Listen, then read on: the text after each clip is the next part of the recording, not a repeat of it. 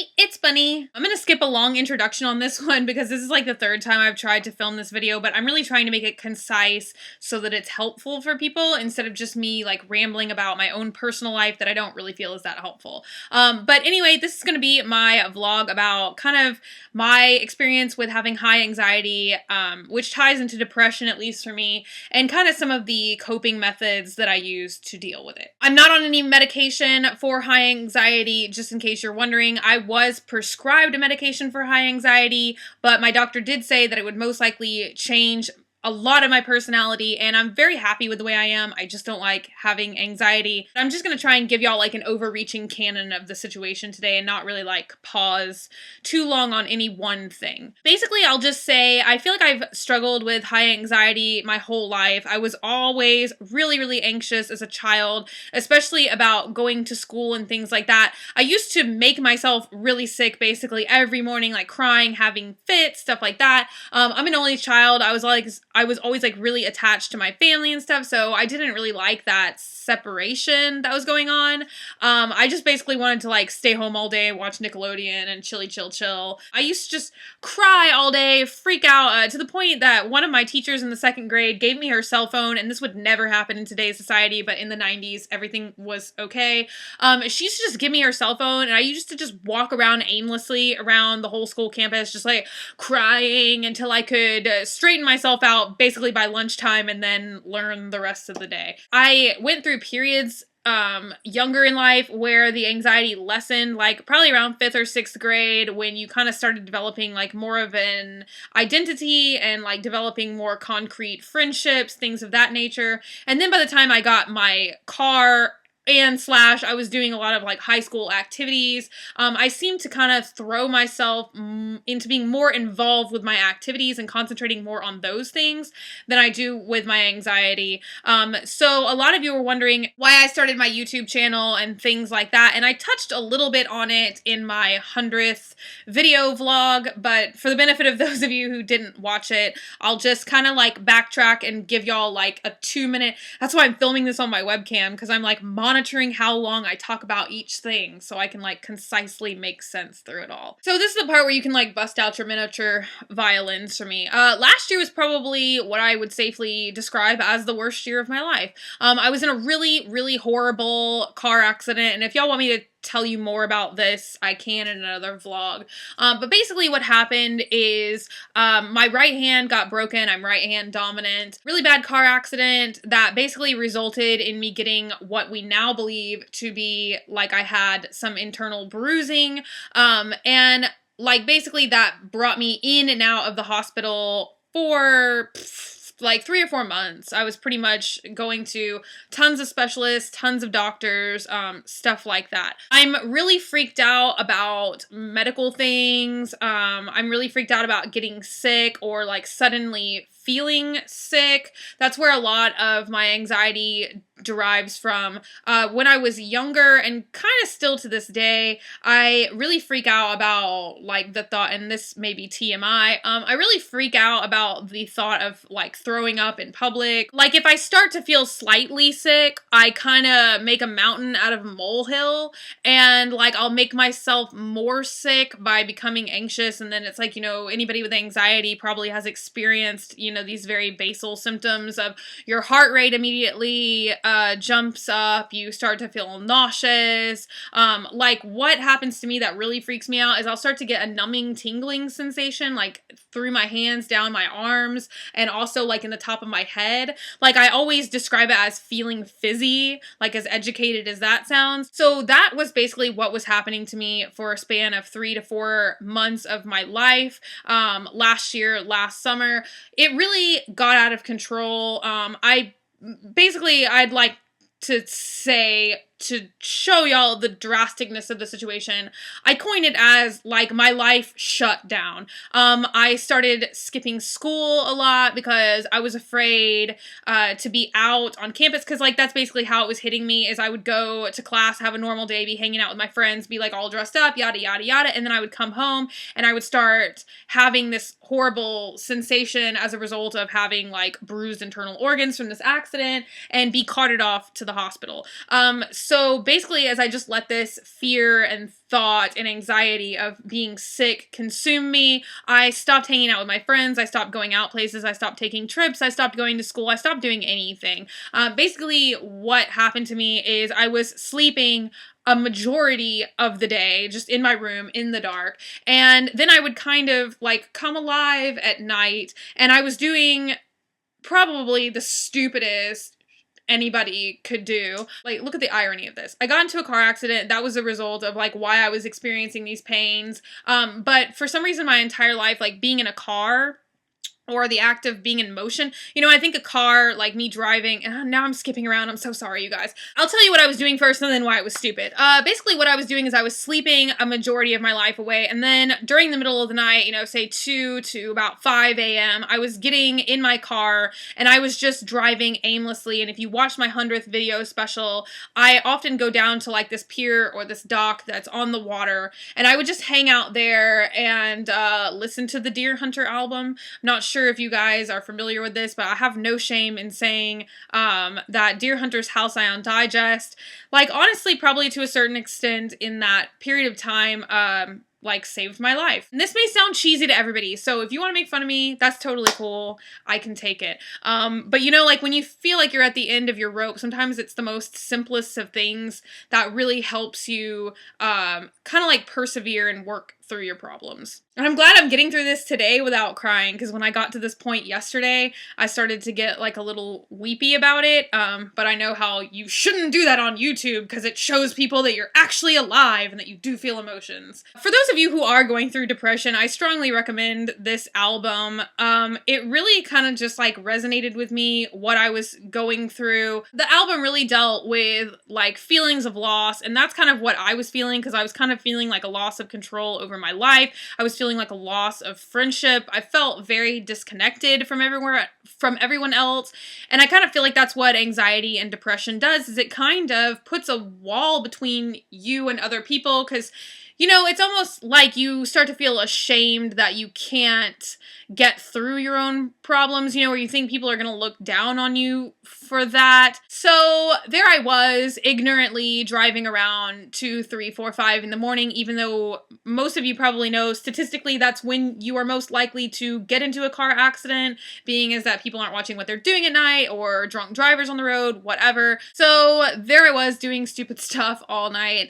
And that's really kind of what started me on doing YouTube videos. I had no idea that this thing even existed. I was like, you know what? Maybe I should start vlogging and making videos to kind of pull my mind off of it and like get me off of this path of just aimlessly driving around, which is like dangerous and ignorant, and really getting me nowhere. You know, like I didn't really feel like I was putting my energy in the right place, and just driving around aimlessly only distracts you so much. So that is why I originally started my YouTube channel, is because I thought this would kind of be something like creative I could do, and kind of a place where I could interact.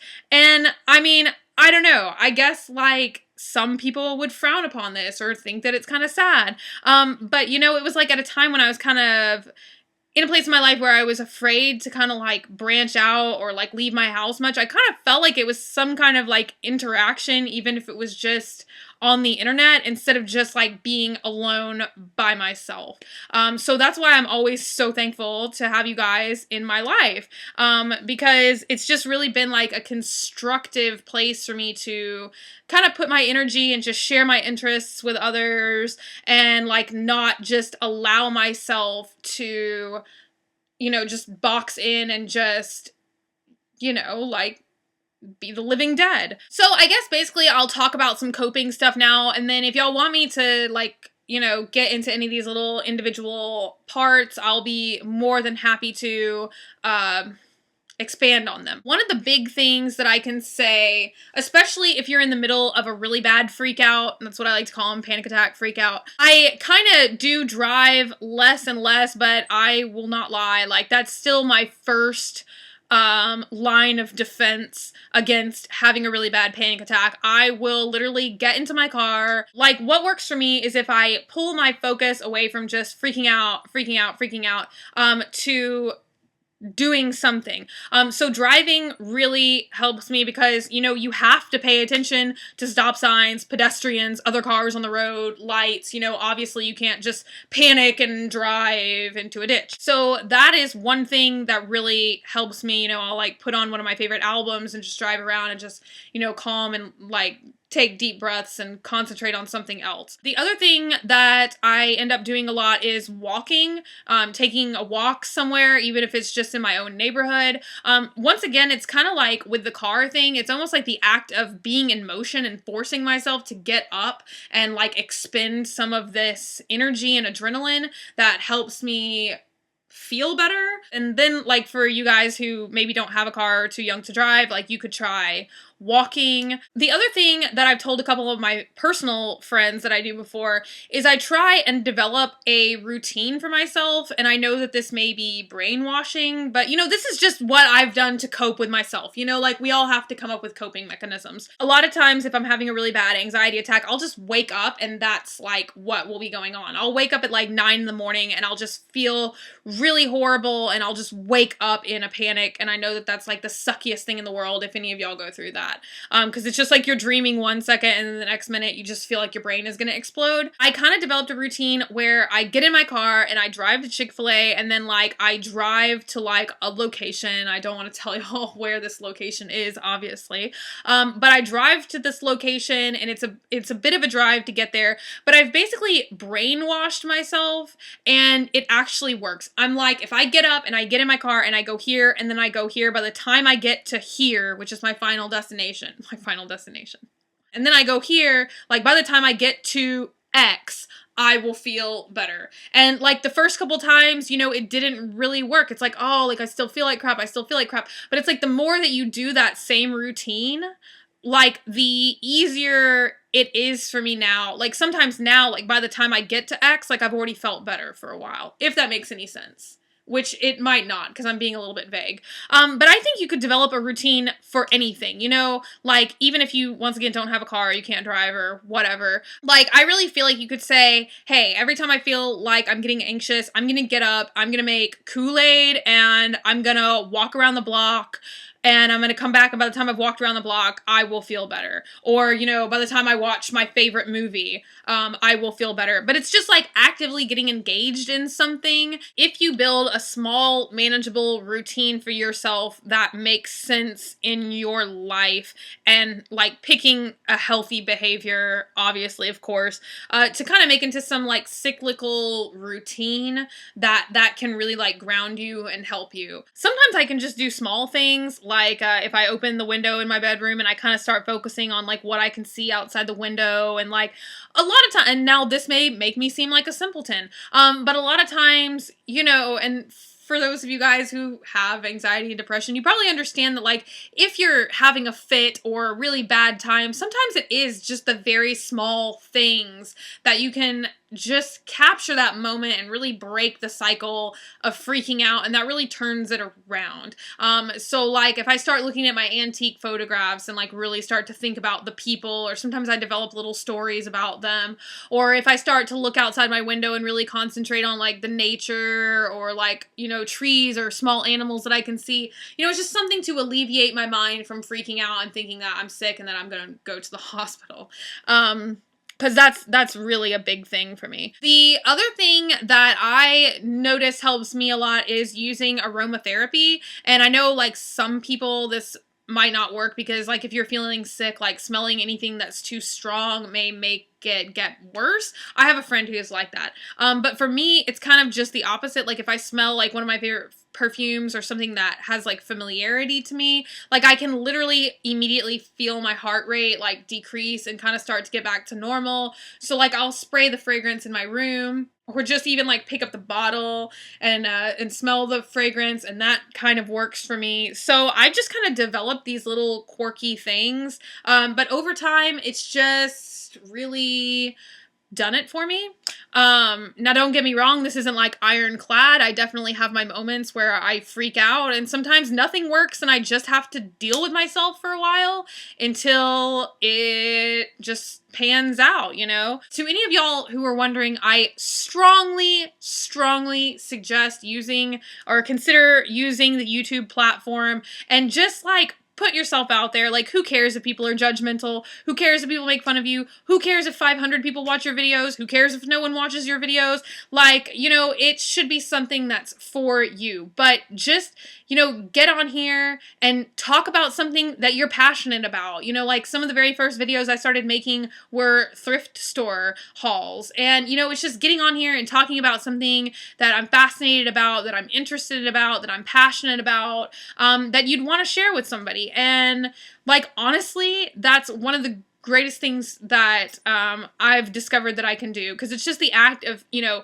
filming and talking and focusing, and then, you know, having something to edit and work on, and then, you know, upload, and it's like a step-by-step process. Everything is kind of like a 10-step program, a 10-step program in life. You know, it's just getting yourself out of your own like cerebral problems and focusing on something else. So I'm going to just conclude it here. So if you want, take a moment to subscribe. That would be great. Please comment down below. Let me know if you want me to expand on anything. Please, I care about each and every one of you, I swear, because I've been there. And I love reading all you guys' comments, even if I don't have the opportunity to respond to all of them. I wish that I did, but I do read every single one of them. So, you know, if you want to share with me what's going on, or share with other people what's going on. I saw you guys like commenting back and forth to each other's Facebook comments the other day, and I thought that that was really awesome. You know, and it's important to remember that we all have problems. We're all going through stuff, obviously. So it's great to just be supportive of one another and be understanding, and we're all in this together, and we can all get through it together. I have extreme confidence in human mankind, whatever that may mean. If you want, you can like me on Facebook, facebook.com/graveyardgirl, or you can follow me on Twitter, and I hope that this helped somebody and this wasn't just me like rambling. I will see you all later. Bye.